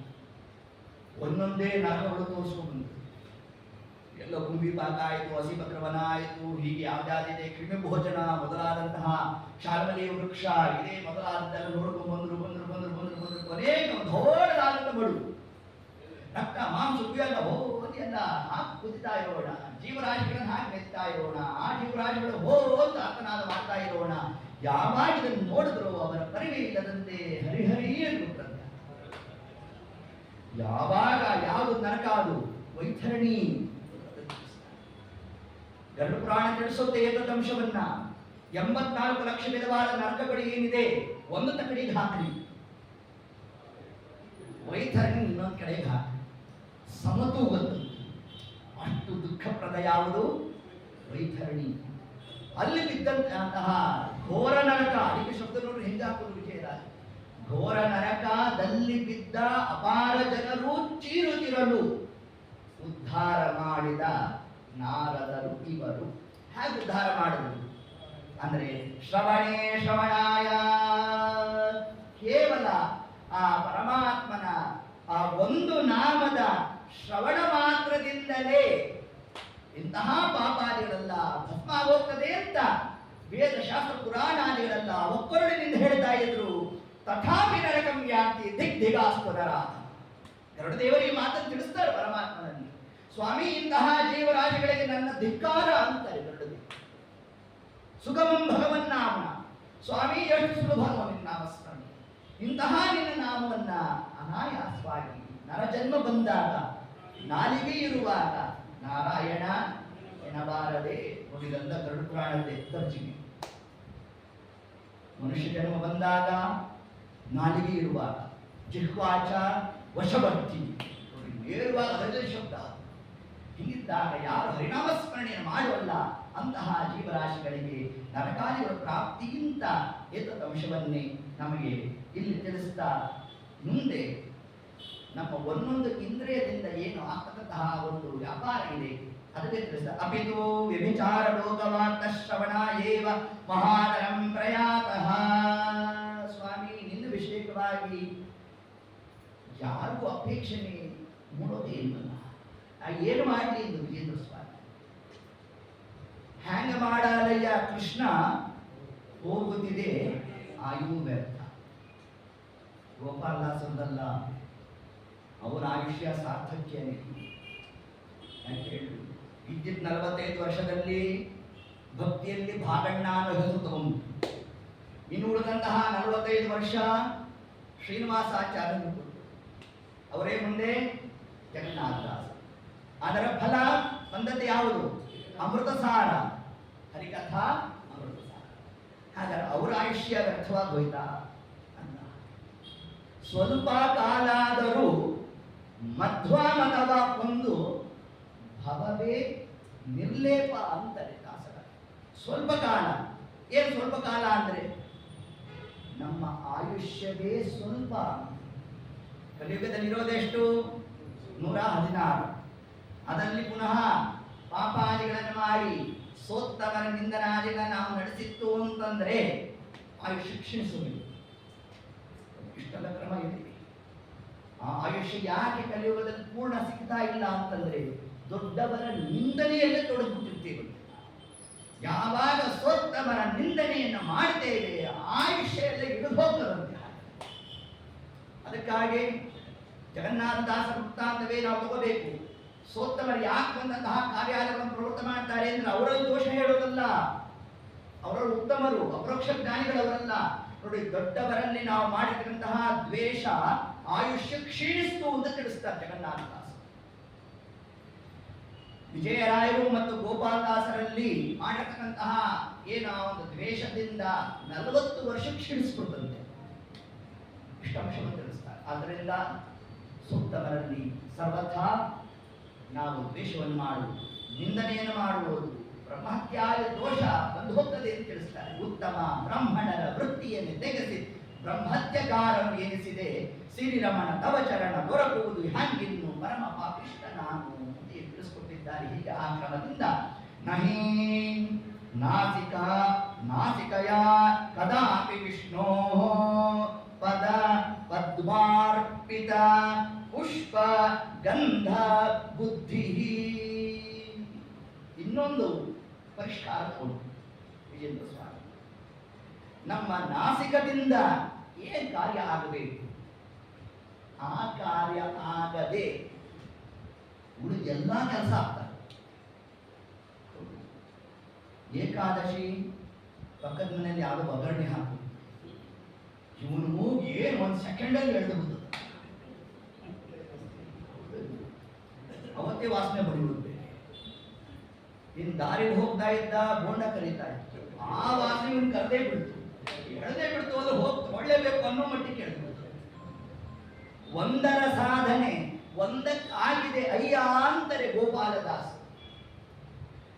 ಆದರೆ ನಮ್ಮ ನಾಸಿಕ ಯಾವುದರಲ್ಲಿ ಪ್ರವೃತ್ತ ಆಗಬೇಕು, ಆದರೆ ಯಾವುದು ಆಗ್ತಾ ಇಲ್ಲ ಅದನ್ನು ತಿಳಿಸ್ತಾರೆ. ನಹಿ ಆಗ್ತಿಲ್ಲ ಸ್ವಾಮಿ. ಯಾವುದು ನಾಸಿಕಯ ಕದಾಪಿ ಸ್ವಾಮಿ ಒಂದಾವರ್ತಿಯೂ ಕೂಡ ಆಗ್ತಾ ಇರುವುದು. ಏನ್ ಹೇಳ್ಬೇಕು ನಾವು? ಕದಾಪಿ ವಿಷ್ಣೋ ಪರಮಾತ್ಮನಿಗೆ ಅರ್ಪಿತವಾದ ಪದ ಪದ್ಮಾರ್ಪಿತ, ಆ ಪರಮಾತ್ಮನ ಪಾದ ಕಮಲಗಳಿಗೆ ಅರ್ಪಿತವಾದಂತಹ ಪುಷ್ಪ ಗಂಧ ಇದನ್ನ ಆಘ್ರಾಣಿಸಬೇಕು ಅನ್ನೋ ಬುದ್ಧಿನೇ ಬರಲಿಲ್ಲ ಸ್ವಾಮಿ. ಏನು ಮಾಡಲಿ ಎಂದು ವಿಜೇಂದ್ರ ಸ್ವಾಮಿ ಯಾಕೆ ಆಘ್ರಾಣಿಸ್ಬೇಕು ಇದನ್ನು? ಈಗ ದೇವರ ನಿರ್ಮಾಲ್ಯವನ್ನ ಆಘ್ರಾಣಿಸ್ಬೇಕು ಅಂತ ಯಾಕೆ ಅದೊಂದು ಸಿದ್ಧಾಂತ, ಈ ಒಂದು ಕ್ರಮ ಯಾಕೆ ಬಂತು, ಅದನ್ನು ಆಘ್ರಾಣಿಸಲಿ ಅಂತ ಯಾಕೆ ಕೊಟ್ಕೊಂಡು ಅಂತಂದ್ರೆ ಇದಕ್ಕೆ ಅನೇಕ ರಹಸ್ಯಾಂಶವನ್ನ ಭಾಗವತ ಉಲ್ಲೇಖ ಮಾಡುತ್ತೆ. ಎಲ್ಲದಕ್ಕೂ ಮೂಲ ನಮಗೆ ಭಾಗವತನೇ. ಅದರಲ್ಲಿ ವಿಶೇಷತಃ ಪದ ಪದ್ಮಾರ್ಪಿತ, ದೇವರ ಪಾದ ಕಮಲಗಳಿಗೆ ಅರ್ಪಿತವಾದ ಪುಷ್ಪ ಗಂಧ, ಇದನ್ನು ನಾವು ಸ್ವೀಕಾರ ಮಾಡಬೇಕು, ಆಘ್ರಾಣಿಸಬೇಕು ಅನ್ನೋ ಬುದ್ಧಿ ಬಂದಿಲ್ಲ. ಯಾಕೆ ಬರಬೇಕು? ದೇವರಿಗೆ ಅರ್ಪಿತವಾದ ಪುಷ್ಪ ಗಂಧವನ್ನ ನಾವ್ಯಾಕೆ ಆಘ್ರಾಣಿಸಬೇಕು? ಇದು ಸೂಕ್ಷ್ಮಾಂಶವನ್ನು ತಿಳ್ಕೋಬೇಕು. ಆಘ್ರಾಣಿಸ್ತೇವೆ, ನಾವೇನಿಲ್ಲ. ಯಾರ್ಯಾರು ವೈಷ್ಣವರಿರ್ತಾರೋ ಅಂತವರೆಲ್ಲರೂ ಕೂಡ ಮಾಡಿರ್ತಕ್ಕಂತಹ ಕಾರ್ಯ, ಹಿಂದಿನ ದಿವಸ ಮಾಡಿರ್ತಕ್ಕಂತಹ ಏನು ಅರ್ಚನಾದಿಗಳಿರುತ್ತೆ, ಮಾನ್ಯ ದಿವಸ ಅದನ್ನು ತೆಗೆದು ಒಂದು ಹರಿವಾಣದಲ್ಲಿ ಹಾಕಿ ಅದನ್ನೆಲ್ಲ ತರುವಾಯ ನಾವು ಅದನ್ನ ಆಘ್ರಾಣಿಸಿ ಇರ್ತಕ್ಕಂತಹ ಒಂದು ಕ್ರಮ ಎಲ್ಲ ಸಜ್ಜನರಲ್ಲೂ ಇರ್ತಕ್ಕಂಥ ಒಂದು ಸಾಮಾನ್ಯ ಧರ್ಮ. ಆದರೆ ಯಾಕೆ ಆಘ್ರಾಣಿಸಬೇಕು? ಇದಕ್ಕೆ ಪುಷ್ಪವನ್ನ ನಾವು ದೇವರಿಗೆ ಅರ್ಪಣೆ ಮಾಡಿದಾಗ ಅದೇನಾಯ್ತು? ಮಾನ್ಯ ದಿವಸ ನಿರ್ಮಾಲ್ಯ ಆಯಿತು ಅಂತ. ನಿರ್ಮಾಲ್ಯಕ್ಕೆ ಅಭಿಮಾನಿಗಳು ಯಾರು? ರುದ್ರದೇವರು ಅಭಿಮಾನಿಗಳು. ಹೌದಾ? ನಾನು ನಾಳೆಯಿಂದ ದೇವರು ಪೂಜೆ ಮಾಡ್ತೀನಿ ಅಂತ ಅನ್ಕೊಂಡು ಹೋಗಿ ನಾವೇನಾದ್ರು ಉಪನ್ಯಾಸ ಮುಗಿಯೋಷ್ಟರ ನೀವೆಲ್ಲ ಮಾಡ್ತೀರಿ, ಯಾರು ಮಾಡಲ್ಲ ಅವ್ರಿಗೆ ಆಯ್ತಾ? ಮಾಡ್ತೀನಿ ಅಂತ ನಾವು ಅನ್ಕೊಂಡ್ಬಿಟ್ರೆ ನಮಗಿಂತ ಮುಂಚೆ ಶಿವ ಪಾರ್ವತಿಯರು ನಮ್ಮ ಮನೇಲಿ ಕೂತ್ಕೊಂಡ್ಬಿಟ್ಟಿರ್ತಾರೆ. ಯಾಕೆ? ನಾಳೆಯಿಂದ ಇವರು ದೇವರು ಪೂಜೆ ಮಾಡ್ತಾನೆ, ಹರಿನಿರ್ಮಾಲ್ಯ ತೆಗೆತಾನೆ, ತೆಗೆದಾಗ ನಾವು ಪರಮಾತ್ಮನ ವಾಮಭಾಗದಲ್ಲಿ, ಅದಕ್ಕೆ ಅವರ ಹೆಸರೇನು? ವಾಮದೇವ ವಿರಿಂಚಿತನೇ ಉಮಾ ಮನೋಹರ ಉಗ್ರ ದೂರ್ಜಟೆ. ಒಂದಾಗಿ ವಾಮದೇವ ಬಹಳ ಸುಂದರ ಮೂರ್ತಿ, ಯಾರು? ಮಹಾರುದ್ರದೇವ. ಅದಕ್ಕೆ ವಾಮ ಅಂದ್ರೆ ಸುಂದರ. ಇನ್ನೊಂದು ವಾಮ ಅಂದ್ರೆ ಎಡಭಾಗ, ದೇವರ ಎಡಭಾಗದಲ್ಲಿ ಇರ್ತಾರಂತೆ ಮಹಾರುದ್ರದೇವ. ಹೀಗೆ ಅನುಸಂಧಾನ ಮಾಡಬೇಕು. ಹೀಗೆ ಅನುಸಂಧಾನವನ್ನು ಮಾಡುತ್ತಾ ಪರಮಾತ್ಮನಿಗೆ ಅರ್ಪಿತವಾದಂತಹ ಹೂವು ತುಳಸಿ ಏನೇನಿದೆ ಅದನ್ನೆಲ್ಲ ನಾವು ತೆಗೆದು ಒಂದು ಹರಿವಾಣದಲ್ಲಿ ಇಡಬೇಕಾದರೆ ರುದ್ರದೇವರ ಶಿರಸ್ಸಿನ ಮೇಲೆ ಇಡ್ತಾ ಇದ್ದೇನೆ ಅಂತ ಚಿಂತನೆ ಮಾಡಬೇಕು. ಹಾಗಾದ್ರೆ ಪರಮಾತ್ಮನ ಪುಷ್ಪಗಳಿಗೆ ಅಭಿಮಾನಿಗಳು ಯಾರಾದರೂ? ಮಹಾರುದ್ರದೇವರ. ಹೌದಾ? ಇದಕ್ಕೂ ಭಾಗವತಕ್ಕೂ ಏನು ಸಂಬಂಧ ಅಂತಂದ್ರೆ, ಭಾಗವತ ಅಷ್ಟಮ ಸ್ಕಂದದಲ್ಲಿ 2 ಪ್ರಮುಖವಾದ ಕಥಾಭಾಗ. ಒಂದು ಸಮುದ್ರ ಮಥನ. ಸಮುದ್ರ ಮಥನದ ಪ್ರಸಂಗ ಯಾಕೆ ಹೊರಟಿತು? ದೂರ್ವಾಸರು ಶಾಪ ಕೊಟ್ಟರು. ದೂರ್ವಾಸರು ಯಾಕೆ ಶಾಪ ಕೊಟ್ಟರು ಅಂತಂದ್ರೆ, ದೂರ್ವಾಸರು ಏನ್ ಹಿಡ್ಕೊಂಡ್ ಬಂದಿದ್ರು? ಹರಿನಿರ್ಮಾಲ್ಯ ಹಿಡ್ಕೊಂಡು ಬಂದಿದ್ರು. ಹರಿನಿರ್ಮಾಲ್ಯವನ್ನೇ ಯಾಕೆ ಹಿಡ್ಕೊಂಡು ಬಂದ್ರು?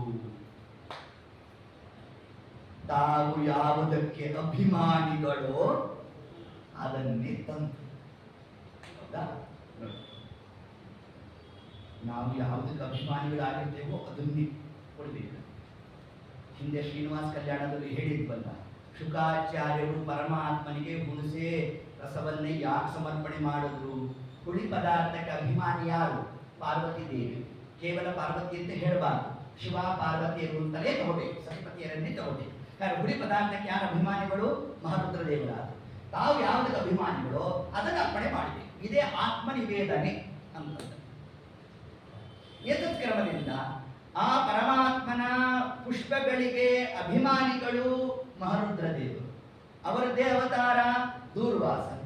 ಅದಕ್ಕೆ ತಾವು ಯಾವುದಕ್ಕೆ ಅಭಿಮಾನಿಗಳೋ ಅದನ್ನು ತಾವು ತಗೊಂಡ್ಬರೋದೇನು ಬಂದ ಮೇಲೆ ಅದನ್ನು ಇಂದ್ರದೇವರ ಕೈ ಕೊಟ್ಟು, ಇಂದ್ರದೇವರು ಅಲ್ಲ ಒಳ್ಳೆ ಐರಾವತದ ಮೇಲೆ ಕೂತಿದ್ದೀನಿ, ಬೆನ್ಸ್ ಕಾರಲ್ಲಿ ಕೂತಿದ್ದೀನಿ, ಇದೇನ್ರಿ ಬಾಡೋಗಿರು ಹೋಗಿ ತಂದಿದ್ದಾರೆ ಅಂತ ಏನ್ ಮಾಡ್ತು? ಆನೆ ತಲೆಮಿಟ್ಟು ಆನೆಗೆ ಹಿಂಸೆ ಆಗಬೇಕು, ಅದನ್ನ ದಾರಿ ಕೆಳಗಡೆ ಹಾಕಬೇಕು. ದೂರ್ವಾಸರ ಮುಂದೆನೆ ಆ ಪುಷ್ಪವನ್ನು ಅದು ತುಳಿಬೇಕು. ಇದಕ್ಕೆ ಶಾಪ ಕೊಟ್ಟಿದ್ದೇನು? ಸ್ಥಾನ ಭ್ರಷ್ಟನಾಗು. ಇದೇ ಶಾಪ ಯಾಕೋ, ಬೇರೆ ಏನಾರು ಕೊಡಬಹುದಿದ್ದಂತೆ ಅಂತಂದ್ರೆ ಅದಕ್ಕೆ ತಿಳಿಸು.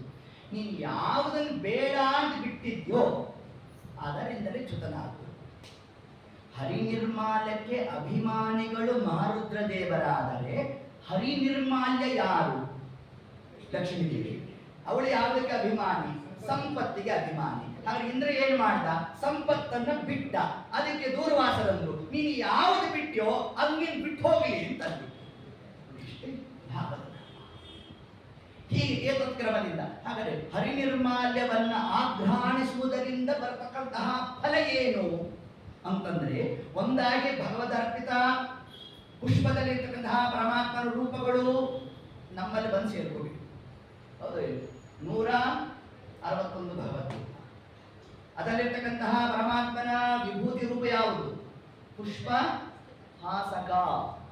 ಇದು ಭಗವದ್ಗೀತೆಯ 10ನೇ ಅಧ್ಯಾಯ ವಿಭೂತಿ ಯೋಗದಲ್ಲಿ ಕೃಷ್ಣ ತಿಳಿಸಿದ್ದಾರೆ. ಪುಷ್ಪಗಳಲ್ಲಿ ನಾನು ಪುಷ್ಪಹಾಸಕನಾಗಿ ಇದ್ದೇನೆ ಅಂತ ಪರಮಾತ್ಮ. ಆ ರೂಪ ನಮ್ಮಲ್ಲಿ ಕೂತ್ಕೋಬೇಕು. ಅದಕ್ಕಾಗಿ ಆಘ್ರಾಣಿಸಬೇಕು. ತಾರತಮ್ಯ ಬೇಕಲ್ಲಿ. ಈಗ ಪುಷ್ಪದಲ್ಲಿ ಪುಷ್ಪಹಾಸಕನಾದ ಪರಮಾತ್ಮನ ವಿಭೂತಿ ರೂಪ, ಆ ಚಿಂತನೆ ಬರಬೇಕು, ಆಘ್ರಾಣಿಸಬೇಕಾದರೆ. ಇನ್ನು ಎರಡನೆಯದು ಹರಿನಿರ್ಮಾಲ್ಯ ಯಾರು? ಲಕ್ಷ್ಮೀದೇವಿನೇ ಹರಿನಿರ್ಮಾಲ್ಯ. ಅದಕ್ಕೆ ಎಂದಿಗೂ ಕೂಡ ಪುಷ್ಪವನ್ನು ತೆಗೆದು ನೆಲದ ಮೇಲೆ ಹಾಕಬಾರದು. ಅನೇಕ ಕಡೆ ನೋಡಿದ್ರೆ ದುಃಖ ಆಗುತ್ತೆ. ತುಂಬ ಹೂವನ್ನು ಏರಿಸ್ಬಿಟ್ಟಿರ್ತೇವಲ್ಲ, ಅದನ್ನು ಕಟ್ ಮಾಡೋದು ರಪ ರಪ ಎಸಿತಾ ಇರ್ತಾರೆ. ಹಂಗಲ್ಲ, ಅಲ್ಲ, ಮಾರ್ಕೆಟಿಂದ ತಂದಂತಹ ಹೂವಲ್ಲ ಅದೀಗ. ದೇವತೆಗಳು ಪರಮಾತ್ಮನ ಸನ್ನಿಧಾನದಲ್ಲಿ ಹೋಗಿರುತ್ತದರಲ್ಲಿ. ಅದನ್ನು ಗೌರವಯುತವಾಗಿ ಯಾವ್ದಾರ ಒಂದು ಹರಿವಾಣನೋ ದೊಡ್ಡದಾದ ಪರಾತನೋ ಯಾವ್ದನ್ನ ಹಾಕಿ ಅದನ್ನ ನಾವು ಹೆಂಗಿದನ್ನ ಸದ್ವಿನಿಯೋಗ ಹಾಕುವಂತೆ ನಾವು ನೋಡ್ಕೋಬೇಕು. ಹೂವನ್ನು ಏರಿಸೋದಕ್ಕೆ ಎಷ್ಟು ನಾವು ಒಂದು ಉತ್ಸುಕರಾಗಿರ್ತೇವೋ ಅದಕ್ಕಿಂತ 100 ಮಡಿ ಅದು ಸರಿಯಾದ ಕ್ರಮದಲ್ಲಿ ವಿನಿಯೋಗ ಆಗುವಂತೆ ನೋಡ್ಬೇಕು. ಇಷ್ಟು ಕ್ರಮ ಇದೆ ತಿಳಿಸ್ತಾರೆ. ಹೀಗೆ ತಿಳಿಸ್ತಾ ಆ ಹರಿನಿರ್ಮಾಲ್ಯ ಸಾಕ್ಷಾತ್ತಾಗಿ ಲಕ್ಷ್ಮೀದೇವಿ. ಅದಕ್ಕೆ ಅಭಿಮಾನಿಗಳು ಮಹಾರುದ್ರ ದೇವಿ. ಲಕ್ಷ್ಮೀದೇವಿ, ಮಹಾರುದ್ರ ದೇವರು ಇವರಿಬ್ಬರೂ ಕೂಡ ಯಾವ ಕಾರ್ಯದಲ್ಲಿ ಪ್ರವೃತ್ತರಾಗಿರ್ತಾರೆ ಅಂತಂದರೆ, ಮನಸ್ಸಿಗೆ ಎಷ್ಟು ಪ್ರಭೇದ? 5 ಪ್ರಭೇದ. ಮನಸ್ಸಿನಲ್ಲಿ ಅಹಂಕಾರ ತತ್ವಕ್ಕೆ ಅಭಿಮಾನಿಗಳು ಯಾರು? ಮಹಾರುದ್ರ ದೇವರು.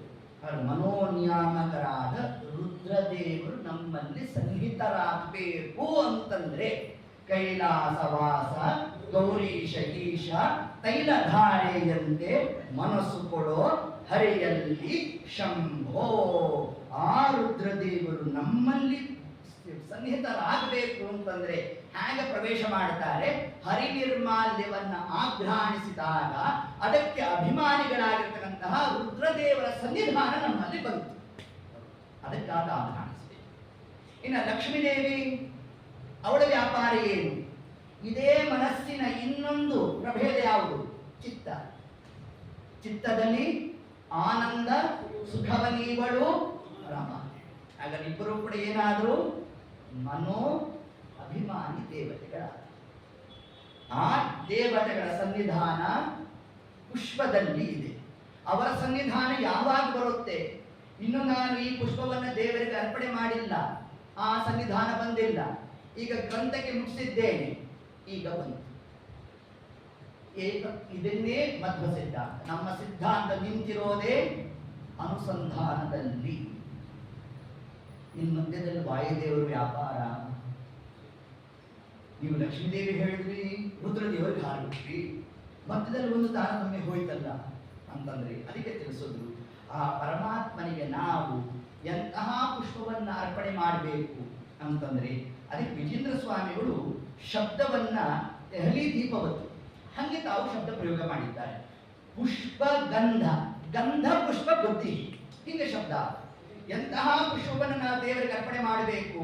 ಸುಗಂಧ ಭರಿತವಾದ ಪುಷ್ಪಗಳನ್ನ ದೇವರಿಗೆ ಅರ್ಪಣೆ ಮಾಡಬೇಕು ಅಂತ ತಿಳಿಸಿದ್ದಾರೆ. ಸುಗಂಧಕ್ಕೆ ಅಭಿಮಾನಿಗಳು ಯಾರು? ವಾಯುದೇವರು. ಹಾಗಾದ್ರೆ ಯಾರ ಸನ್ನಿಧಾನ ಬಂತು? ಈಗ ದೇವರ, ಅದಕ್ಕೆ ಪದ ಪದ್ಮಾರ್ಪಿತ, ದೇವರ ಪಾದ ಕಮಲಗಳಿಗೆ ನಾವು ಪುಷ್ಪವನ್ನ ಅರ್ಪಣೆ ಮಾಡಿದರೆ ಎಂತಹ ಪುಷ್ಪ ಅಂದ್ರೆ ಸುಗಂಧ ಭರಿತವಾದದ್ದು. ಆ ಪುಷ್ಪದ ಪರಿಮಳ, ಆ ಪರಿಮಳವನ್ನು ತಗೊಂಡೋಗಿ ಪರಮಾತ್ಮನ ಆ ಒಂದು ನಾಸಿಕಕ್ಕೆ ಸಮರ್ಪಣೆ ಮಾಡೋರು ಯಾರು? ವಾಯುದೇವರಂತೆ. ಹೇಗೆ? ಗಾಳಿ ರೂಪೇಣ ಆ ಪರಿಮಳ ಪರಮಾತ್ಮನಿಗೆ ಅರ್ಪಣೆ ಮಾಡುವ ಕಾರ್ಯ ಅದು ಮುಖ್ಯ ಪ್ರಾಣದೇವರು. ಆ ಕ್ರಮದಿಂದಾಗಿ ಲಕ್ಷ್ಮೀದೇವಿ ಬುದ್ಧಿ ತತ್ವಕ್ಕೆ ಯಾವ ನಮ್ಮ ಭಾರತೀಯ ದೇವಿಯರು ಮತ್ತು ಮುಖ್ಯ ಪ್ರಾಣದೇವ, ಅವಾಂತರವಾಗಿ ಪಾರ್ವತಿ ದೇವಿ, ಮಹಾರುದ್ರ ದೇವರು, ಅತಿ ಮುಖ್ಯವಾಗಿ ವಾಯುದೇವರು. ಇದೆಲ್ಲಿ ತಿಳಿಸಿದ್ದಾರೆ ನಮಗೆ? ಉಪನಿಷತ್ತಿನಲ್ಲಿ ಬರುತ್ತೆ ಈ ಮಾತು. ಹುಟ್ಟಿದಾರಭ್ಯ ಷಣ್ಮಾಸ ಪರ್ಯಂತಂ ಕೇವಲ ವಾಯುದೇವರು ಮಾತ್ರ ಮನೋವ್ಯಾಪಾರ ಮಾಡ್ತಾರೆ. ರುದ್ರದೇವರ ವ್ಯಾಪಾರ ಪ್ರಾರಂಭ ಆಗೋದೇ 6ನೇ ತಿಂಗಳಾದ ಮೇಲೆ. ಅಲ್ಲಿ ತನಕ ಕೇವಲ ವಾಯುದೇವರು ನಿಂತು ತಾವು ಮನೋವ್ಯಾಪಾರವನ್ನು ನಡೆಸ್ತಾರೆ. ಈ ಒಂದು ಕ್ರಮವನ್ನು ನಾವು ಹಿಡಿದಾಗ ಸಮಗ್ರವಾಗಿ ಆ ವಾಯುದೇವರು, ಮಹಾರುದ್ರ ದೇವರು ಮತ್ತು ಲಕ್ಷ್ಮೀ ದೇವಿಯ ಸನ್ನಿಧಾನ ಆ ಹರಿನಿರ್ಮಾಲ್ಯದಲ್ಲಿ ಪ್ರಾಪ್ತವಾಗಿರುತ್ತೆ. ಅದನ್ನು ಆಘ್ರಾಣಿಸಿದಾಗ ದೇವತೆಗಳು ಮತ್ತು ಪರಮಾತ್ಮನ ವಿಭೂತಿ ರೂಪ ನಮ್ಮಲ್ಲಿ ಅದು ಸನ್ನಿಹಿತವಾಗಬೇಕಾದರೆ ನಾವು ನೀವು ಮಾಡಬೇಕಾದಂತಹ ಕರ್ತವ್ಯ ಯಾವುದು? ಹರಿನಿರ್ಮಾಲ್ಯವನ್ನ ನಾವು ಆಘ್ರಾಣಿಸಬೇಕು ಅನ್ನೋ ಒಂದು ಅಂಶವನ್ನೇ ಈ ಕ್ರಮದಲ್ಲಿ ತಿಳಿಸ್ತಾ, ಪುಷ್ಪೈಹಿ ಪುಷ್ಪ ಗಂಧ ಎರಡನ್ನ ಪ್ರತ್ಯೇಕ ಮಾಡಿದ್ರೆ ಪುಷ್ಪಗಳು ಪರಮಾತ್ಮನಿಗೆ ಅರ್ಪಣೆ, ಗಂಧ ಆ ಗಂಧಕ್ಕೆ ಅಭಿಮಾನಿ ಯಾರು? ವಾಯುದೇವರು.